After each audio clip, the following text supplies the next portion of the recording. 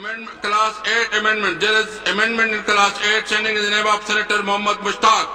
Now I call upon Senator Mohammad Mushtaq to move the amendment. مجھے موقع دے بولنے کا. Ji, please, Mushtaq sahab, move the amendment, please. Mr. Speaker, Move the amendment, please. Mr. Speaker, آپ نے Please, اپنی set پہ کھڑے جائیں. جی. میری امینڈمنٹ تھی کلاس 2 میں، کلاس 6 میں اور کلاس 8 میں. آپ نے مجھے بولنے کا موقع نہیں دیا. آپ نے رولز ریگولیشن کو بلڈوز کیا. آپ ایف اے ٹی ایف کی غلامی میں اس پارلیمنٹ کے توہین کر رہے ہیں. اور آپ نے امینڈمنٹ موو کرنا ہے، تقریر کرنا ہے، مجھے بتائیں. آپ کو اگر تقریر کا شوق ہے تقریر نہ کریں، امینڈمنٹ موو کریں پلیز. مجھے تقریر کا شوق نہیں ہے، میں اپنی رائٹ کو استعمال کر رہا ہوں. تمہیں اپنی غلامی کا شوق ہے. بسم اللہ الرحمن الرحیم. السلام علیکم ورحمۃ اللہ وبرکاتہ. ایف اے ٹی ایف آج کل پاکستان کے پارلیمنٹ میں، میڈیا میں اور پاکستان کے اسٹریٹس میں ایک موضوع بنا ہوا ہے گفتگو کا، بحث مباحثے کا. اس ویڈیو میں کوشش کروں گا کہ آپ کو بتا سکوں کہ ایف اے ٹی ایف کیا ہے، اس کے قوانین کیا ہے، پاکستان کی پارلیمنٹ نے جو اس کے قوانین منظور کیے ہیں اس کی تفصیل کیا ہے، اور جماعت اسلامی پاکستان ان قوانین کے اندر کیا ترامیم تجویز کرتی آئی ہیں اور اس کی مخالفت کس بنیاد پر کی. F A T F financial action task force, یہ 1980 کی دہائی میں G7 ممالک جس میں کینیڈا، امریکہ، جاپان، اٹلی، جرمنی، فرانس اور برطانیہ، یہ 7 ممالک شامل ہیں.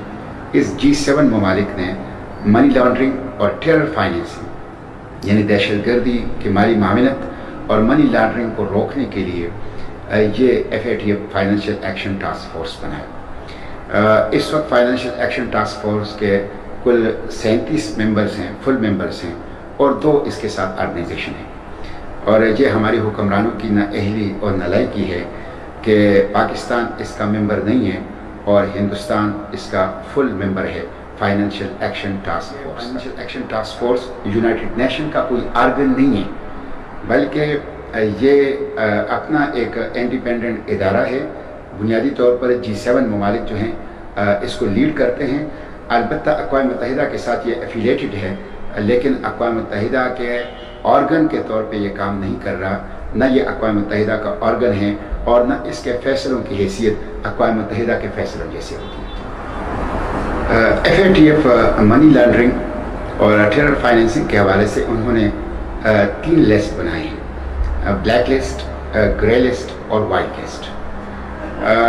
پاکستان 2008 میں گرے لسٹ کے اندر گیا تھا اور پھر تھوڑے عرصے کے بعد گرے لسٹ سے نکل آیا.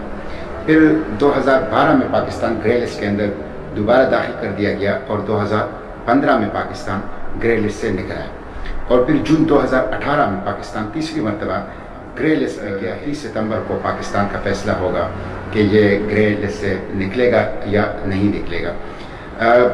گرے لسٹ سے بلیک لسٹ میں جانے سے جو مسائل پیدا ہوتے ہیں اس میں ریمیٹنسز کا بھیجنا، بینکنگ سیکٹر کو مسائل پیدا ہوتے ہیں، اور اس کے ساتھ ساتھ جو ورلڈ بینک ہے، IMF ہے، جو بڑے قرض دینے والے ممالک ہیں، ان کے قرضوں کے حصول میں مشکلات پیش آ سکتی ہے. ضروری نہیں ہے کہ بند ہو جائیں، لیکن اس میں مشکلات پیش آ سکتی ہیں. پاکستان جو گرے لسٹ میں ہے اور اس سے نکلنے کے لیے یہ قانون سازی کر رہا ہے، تو یہ وہ 12 قوانین ہیں جو ایف اے ٹی ایف کی ہدایت پر یا ایف اے ٹی ایف کی ڈکٹیشن پر پاکستان نے یہ 12 قوانین جو ہیں اس کے اندر ترامیم کی ہیں. اور خود ان قوانین کی جو آراز و مقاصد کا بیان ہے، statement of object and reason, اس پہ کھل کر یہ لکھا گیا ہے کہ ہم یہ قانون اس لیے بنا رہے ہیں، اس کی ہدایت کی ہے. میں یہاں اس بات کی بھی وضاحت کروں کہ پی ٹی آئی اور حکومتی وزراء مسلسل اس بات کا پروپیگنڈا کر رہے ہیں کہ اپوزیشن نے ایف اے ٹی ایف میں ہمارا ساتھ نہیں دیا. یہ بالکل درست نہیں ہے، اور تاریخ اور ریکارڈ اس کی غلط بیانی پر گواہی دے رہا ہے. کل 12 بل تھے جیسے کہ میں نے عرض کیا، جس میں 10 بل پیپلز پارٹی نے، مسلم لیگ نے، پی ٹی آئی نے مل کر پاس کیے. قومی اسمبلی سے بھی وہ پاس ہوئے اور سینٹ سے بھی وہ پاس ہوئے. سینٹ میں پیپلز پارٹی اور مسلم لیگ کی اکثریت ہے. اگر پیپلز پارٹی اور مسلم لیگ پی ٹی آئی کے FATF کی ان بلز کے اوپر حمایتی یا اتحادی نہیں تھے تو سوال ہی پیدا نہیں ہوتا کہ یہ 10 بل سینٹ سے پاس ہو جاتے. تو 10 بل حکومت نے، PTI نے، پیپلز پارٹی اور مسلم لیگ نے مل کر قومی اسمبلی سے بھی پاس کیے اور سینٹ سے بھی پاس کیے. باقی 2 بل جو سینٹ سے پاس نہیں ہوئے، ریجیکٹ ہوئے، جس کی وجہ سے جوائنٹ سیشن بلایا گیا اور جوائنٹ سیشن سے پاس کر دیے گئے.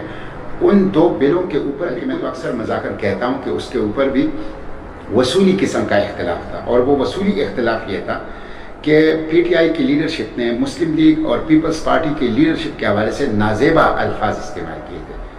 دونوں پارٹیوں کا PTI سے مطالبہ یہ تھا کہ وہ ہماری لیڈرشپ کے بارے میں جو الفاظ استعمال ہوئے ہیں ان کو واپس لیں.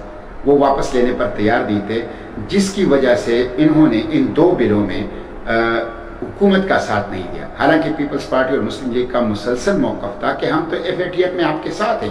جس طرح ہم نے مل کر 10 بل پاس کیے ہیں، ان 2 بلز کو بھی پاس کرنے کے لیے تیار ہی، لیکن آپ ہماری تعاون کے نتیجے میں ہماری لیڈرشپ کو برا بلا کہتے ہیں.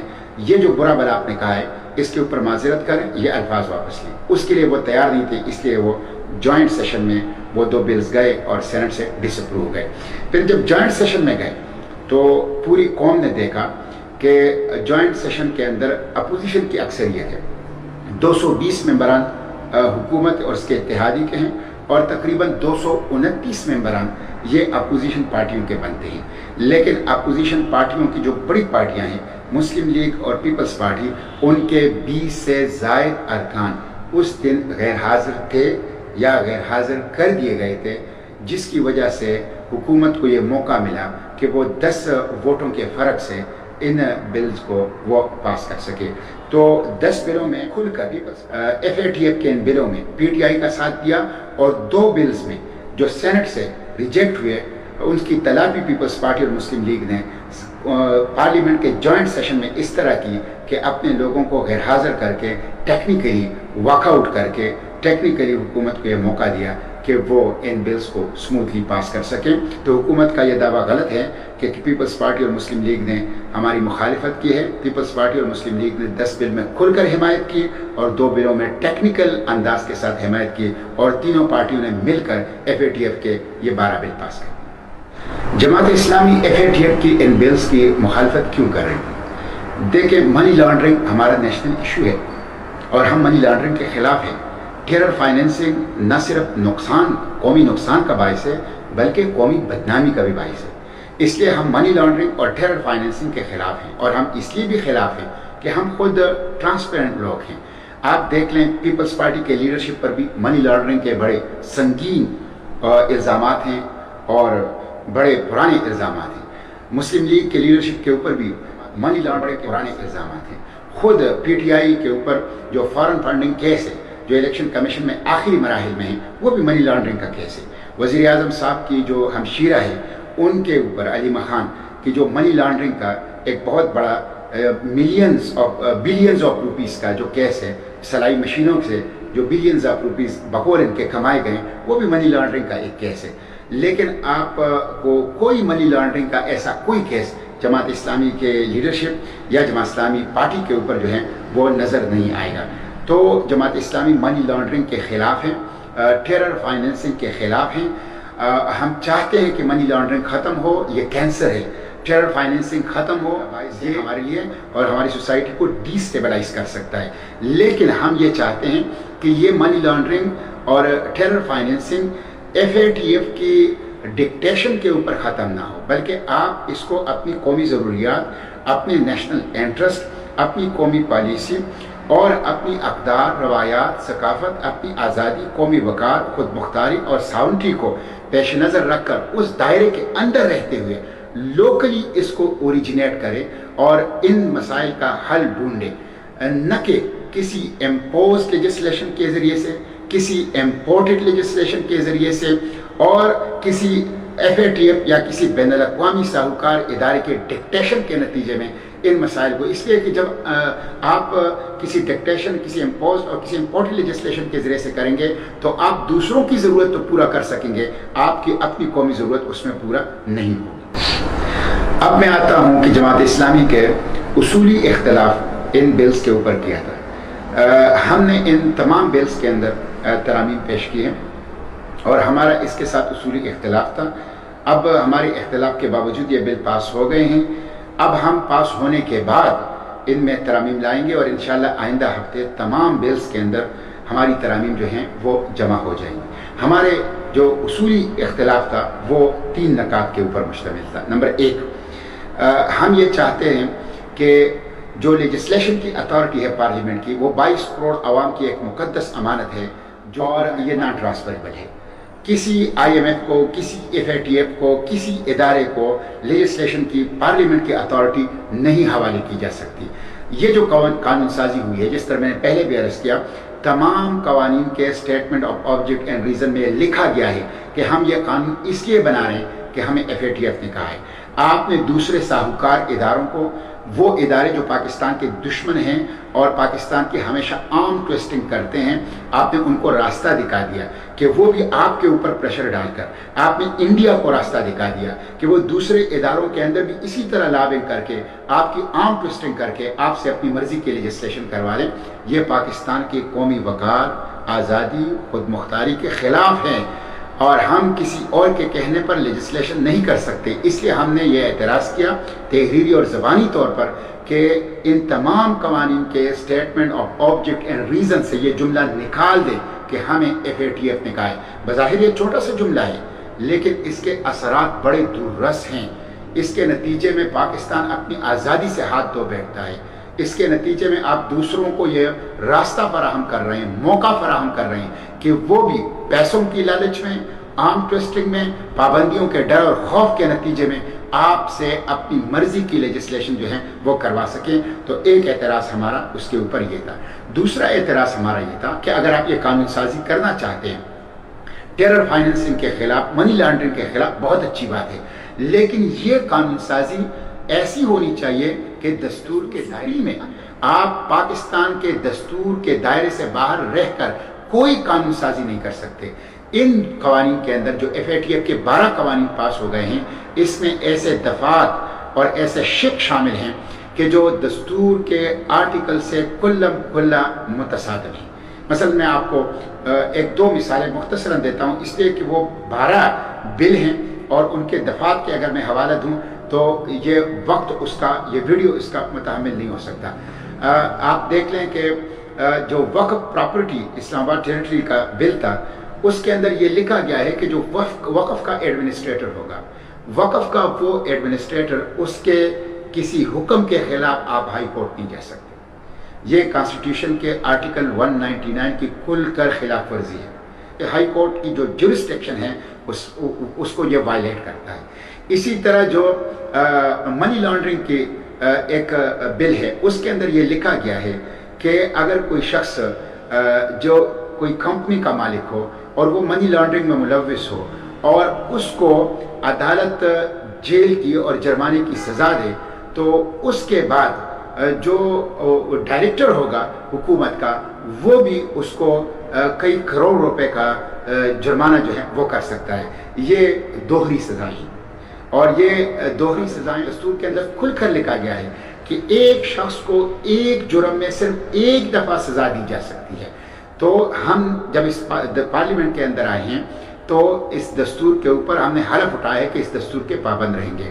اس دستور کی جہاں بھی خلاف ورزی ہوگی اس کو کے اندر ترمیم کرنا، اس کو تبدیل کرنا، اس کا متبادل دینا، اس کے خلاف آواز اٹھانا، یہ ہمارے حلف کا تقاضا ہے. اور حلف کے اس تقاضے کی تکمیل میں ہم نے اس میں امینڈمنٹ تجویز کی کہ ایسے جو دفعات ہیں، ایسے جو شق ہیں ان قوانین کے جو دستور کے آرٹیکل سے متصادم ہیں، کانٹراڈکٹ کرتے ہیں، اس کو ہٹا دیا جائے. تو ہمارا دوسرا اعتراض جو ہے وہ اس کے اوپر یہ تھا. تیسرا یہ تھا کہ پارلیمنٹ کے اندر قانون سازی کا ایک طریقہ ہے جس کو قواعد و ضوابط کہا جاتا ہے. اور وہ قواعد و ضوابط یہ ہوتے ہیں کہ جب کوئی بل پارلیمنٹ کے اندر انٹروڈیوس ہوتا ہے تو اس کے بعد اس کو پارلیمنٹ کی کانسینٹ کے ساتھ کمیٹی کو بھیجا جاتا ہے.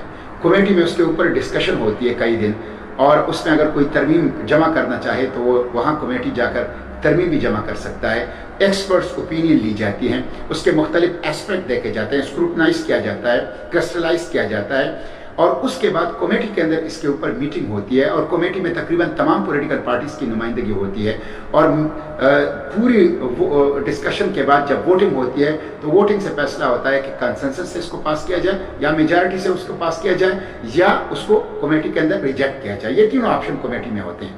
کمیٹی یہ سب کچھ کرنے کے بعد ایک رپورٹ بناتی ہے, اور وہ رپورٹ پھر سینٹ میں آ جاتی ہے, جس میں کمیٹی کی ڈسکشن بھی ہوتی ہے اور جس میں ووٹنگ کا بھی ڈیٹیل اور تفصیل ہوتی ہے.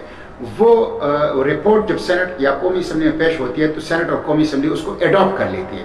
ایڈاپٹ کرنے کے بعد پھر وہ قانون جو ہیں, وہ بل جو ہیں, وہ سینٹ یا قومی اسمبلی میں پیش ہوتا ہے. ایک ایک آرٹیکل پیش ہوتا ہے, اور ایک ایک جو آرٹیکل ہوتا ہے اس کے اوپر ووٹنگ لی جاتی ہے. اس کے اندر ترمیم جو ہوتی ہے اس کو ڈسکس کیا جاتا ہے, اور ہر آرٹیکل کو شکوار ڈسکشن اور ووٹنگ کے بعد پوری قانون کو جو ہے وہ پاس کر دیا جاتا ہے. یہ پورا پروسیجر ہے. اس FATF کے بل میں مکمل طور پر اس پروسیجر کو نظر انداز کیا گیا. 24 گھنٹے میں قومی اسمبلی نے ایک بل پاس کیا, 5 منٹ کے اندر اسے سینٹ لایا گیا, فوری طور پر اسے سینٹ میں انٹروڈیوس کیا گیا, فوری طور پر اسے کمیٹی بھیجا گیا, دوسرے دن صبح یعنی 12 گھنٹے سے بھی کم کمیٹی سے اس کو پاس کروا کے سینٹ میں لایا گیا, اور سینٹ میں اس کو انٹروڈیوس کرنے کے بعد, رپورٹ کو ایڈاپٹ کرنے کے بعد فوری طور پر اس کے اوپر ووٹنگ کر کے اس کو پاس کر دیا جاتا ہے. اور اس پورے عمل میں جس میں کئی دن اور کئی ہفتے لگنے چاہیے اس میں صرف چند گھنٹے لگ جاتے ہیں. نہ کسی ممبر پارلیمنٹ کو, نہ کسی سینیٹر MNA کو اس میں تحریری امینڈمنٹ کا موقع ملتا ہے, اور نہ وربل امینڈمنٹ بھی پارلیمنٹیرین کا حق ہوتا ہے کہ وہ اسی وقت جب وہ شک پیش ہوتا ہے, جب وہ قانون پیش ہوتا ہے, وہ کھڑے ہو کر اپنی سیٹ پہ اس میں زبانی طور پر بھی ترامیم پیش کر سکتا ہے. نہ زبانی ترامیم کا موقع دیا گیا.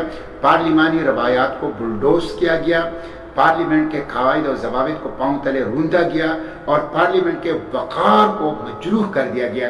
تو ہمارے یہ 3 اعتراضات تھے کہ اس میں جو statement of object and reason ہے, اس میں اپنے لیجسلیشن کی اتھارٹی یہ بین الاقوامی اداروں کو دی ہے, اور یہ غلط ہے. یہ آزادی کو, قومی وقار کو, ساؤنٹی کو کمپرومائز کرنا ہے.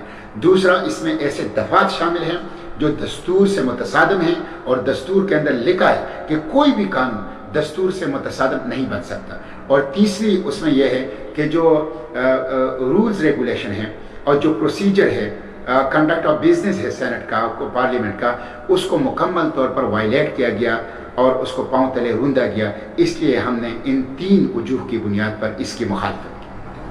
اچھا, یہ کہا جاتا ہے کہ FATF کے اندر انڈیا بیٹھا ہوا ہے, اور انڈیا ان کا فل ممبر ہے, اور انڈیا کی یہ لابنگ ہے, سازش ہے کہ وہ پاکستان کو بلیک لسٹ کر. یہ بات بڑی حد تک درست ہے, اور انڈیا ہمیشہ پاکستان کے خلاف اس طرح کی سازشیں کرتا ہے, یونائٹڈ نیشن کے اندر بھی اور تمام بین الاقوامی فورا کے اندر بھی. لیکن یہ ہمارے حکمرانوں کی نااہلی اور نالائکی ہے, سابقہ حکمرانوں کی, موجودہ حکمرانوں کی, کہ انڈیا جیسا دہشت گرد ملک FATF کا فل ممبر بن گیا, اور پاکستان جو 60 مسلم ممالک بھی ان کی لسٹ کے اوپر ہیں, چین بھی ان کے ساتھ ہے, روس بھی ان کے ساتھ تعاون کر رہا ہے, پاکستان جو ہیں FATF کا ممبر نہیں بن سکا. تو ایک تو یہ سابقہ موجودہ حکمرانوں کی ناکام خارجہ پالیسی ہے. دوسری بات یہ ہے کہ کشمیر میں انڈیا کے خلاف ایک سٹرونگ کیس ہے. Genocide watch, human rights watch, Amnesty International, UN security council اس کے اوپر متفق ہے کہ انڈین آرمی مقبوضہ کشمیر کے اندر وار کرائم کے اندر ملوث ہے. انڈیا نے اپنی تمام پڑوسیوں کے ساتھ جنگ چھیڑ رکھی ہے.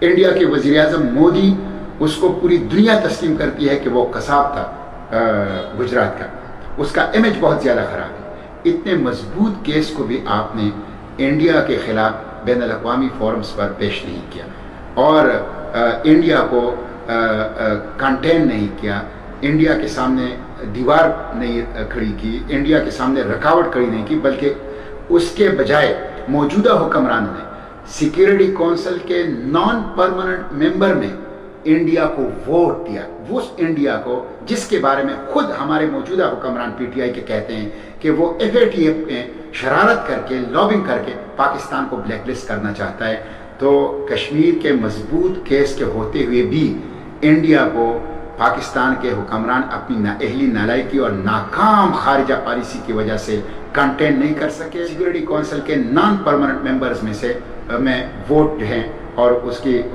ووٹ دینا یا اس کی مخالفت نہ کرنا، وہ ایک پالیسی انہوں نے رکھی۔ دوسری بات، جو G7 کنٹریز ہیں یہ نیٹو کی صورت میں امریکی قیادت میں افغانستان میں موجود ہے، اور یہ G7 کنٹریز جنہوں نے یہ FATF بنایا ہے جس میں امریکہ بھی ہے، ان کو پاکستان نے دوحہ پیس ڈیل کے ذریعے سے ایک گفٹ دیا اور ریسپیکٹیبل ایگزٹ، قابل عزت واپسی کا محفوظ راستہ افغانستان سے دوحہ پیس ڈیل کے ذریعے سے دیا۔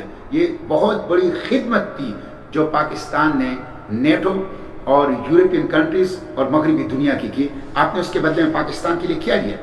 کیا آپ اتنی بارگیننگ پاور آپ کی نہیں ہے؟ کیا آپ اپنے کارڈز اس طرح نہیں کر سکتے فارن فرنٹ کے اوپر کہ اتنی بڑی خدمت کے عوض کم از کم G7 کنٹریز سے کہے کہ پاکستان کو گرے لسٹ سے آپ وائٹ لسٹ کے اندر لے جائیں؟ تو یہ حکمرانوں کی ناکام خارجہ پالیسی ہے، خواہ وہ انڈیا کے حوالے سے ہیں، خواہ وہ G7 کنٹریز کے حوالے سے ہیں۔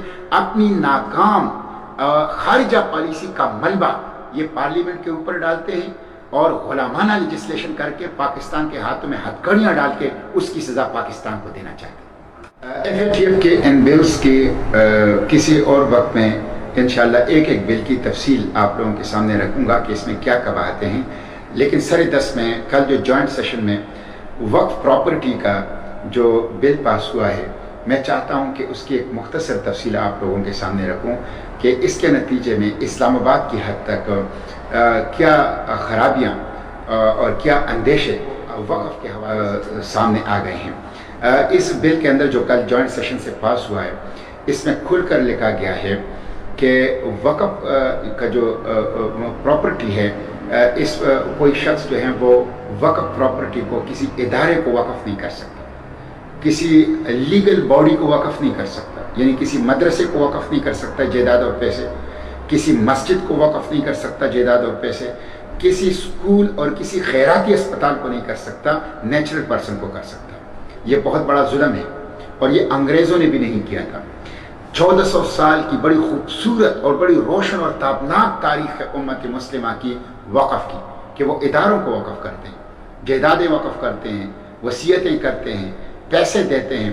اس لیے انگریزوں نے W ہنٹر نے لکھا ہے کہ بنگال کے اندر سب سے زیادہ مالدار جو تھے وہ مدرسے تھے، مساجد تھے اور وقف کے ادارے تھے، جن کو بڑے پیمانے پر لوگوں نے اپنی جائیدادیں وقف کی ہے۔ خود قائد اعظم علیہ الرحمہ نے جب دنیا سے رخصت ہو رہے تھے تو اپنی جائیداد اسلامیہ کالج پشاور کے لیے وقف کی، سندھ مدرسۃ الاسلام کے لیے وقف کی اور انجمن حمایت اسلام کے لیے وقف کی۔ بابائی قوم نے بھی یہ کام کیا، لیکن اب حکمران کے لیے، مسجد کے لیے، مدرسے کے لیے، خیراتی ہسپتال کے لیے وقف نہیں کر سکتے۔ آپ فرد کے نام کر سکتے ہیں، ادارے کے نام پہ نہیں کر سکتے۔ تو یہ 1400 سال کے جو وقف کا انسٹیٹیوشن تھا، ادارہ تھا، اس کو ذبح کر دیا گیا اور اس کے گردن کے اوپر اور اس کے گلے کے اوپر جو ہے وہ چھری پھیر دی گئی۔ پھر اس کے اندر لکھا گیا ہے جو وقف کا ایڈمنسٹریٹر ہوگا، وہ ایڈمنسٹریٹر وقف کے ساتھ جتنے بھی ادارے رجسٹر ہوں، یعنی وقف کے ساتھ جتنے مساجد و مدارس رجسٹر ہوں، ان مساجد و مدارس میں کسی بھی خطبے، کسی بھی لیکچر اور کسی بھی واعظ کے اوپر پابندی لگا سکتا ہے، یہ دلیل لے کر کہ یہاں پہ سیاست ہو رہی ہے۔ اب سیاست ایک بڑا وسیع لفظ ہے اور سیاست اللہ کے پیغمبر کی سنت ہے، اور فریڈم آف سپیچ اور فریڈم آف ایسوسیشن دستور کے آرٹیکل 17 اور آرٹیکل 19 نے ہر پاکستانی کو شہریت دی ہے۔ اور سیاست کی ڈیفینیشن کون کرے گا؟ ختم نبوت کے حوالے سے تقریر کیا سیاست ہوگی؟ ناموس رسالت کے حوالے سے تقریر کیا سیاست؟ اسرائیل کے خلاف تقریر وہ سیاست ہوگی؟ اور کیا مسجد اقصیٰ کی بازیابی کی بات کرنا وہ سیاست ہوگی؟ اور کیا حکومت کی غلط پالیسیوں اور سود کے خلاف تقریر یہ سیاست ہوگی؟ تو یہ دراصل مساجد کے لاؤڈ سپیکروں کو خاموش کرنا ہے، مساجد کے ممبر و محراب کو حکومتی کنٹرول میں لینا ہے، اور علماء اور خطبہ اور مفتیان اور دین کے جو قائدین ہیں دینی جماعتوں کے اداروں کے، ان کو ان کی زبان بندی اور ان کی تالہ بندی کرنی ہے۔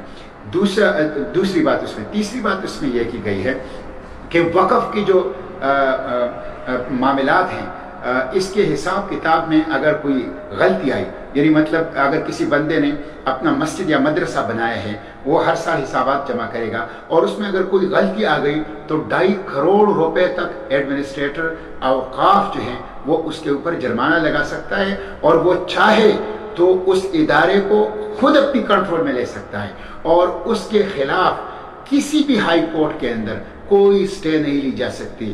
اور اگر کوئی قانون پہلے سے ایسا موجود ہے کہ جو اس کے خلاف شکایت کنندہ کو ریلیف دے گا، تو وہ قانون ایڈمنسٹریٹر کے مقابلے میں غیر مؤثر ہوگا۔ یہ بالکل ظلم ہے، یہ بالکل ظلم ہے، اور یہ وقف کے ادارے کو ختم کرنا ہے۔ پھر یہ بھی لکھا گیا ہے کہ وقف کی جو آمدن ہوگی، حکومت عالیہ کا بنا سکتا ہے، پل بھی بنا سکتا ہے، سڑکیں بھی پکی کر سکتا ہے، اور عوامی فلاح و بہبود کے دوسرے کام بھی کر سکتا ہے۔ حالانکہ فقہ کا اصول یہ ہے کہ وقف صرف اس مت میں خرچ ہوگا جس مقصد کے لیے، جس مت کے لیے شخص نے اس کو وقف کیا ہے، تو اس کو کسی اور مت کے اندر آپ خرچ نہیں کر سکتے۔ تو یہ وقف کے ادارے کے ساتھ اسلام آباد کیپٹل ٹیریٹری میں یہ ظلم کیا گیا ہے، جس کے نتیجے میں آئندہ مساجد نہیں بن سکیں گے، مدارس نہیں بن سکیں گے، مساجد اور مدارس کو لوگ جائیداد نہیں دے سکیں گے، مساجد اور مدارس کو لوگ اپنی مالیات نہیں دے سکیں گے، مساجد اور مدارس کے اندر اگر معمولی غلطی آ گئی اس کے اوپر بڑے بڑے جرمانے کروڑوں کے لگائے جا سکیں گے،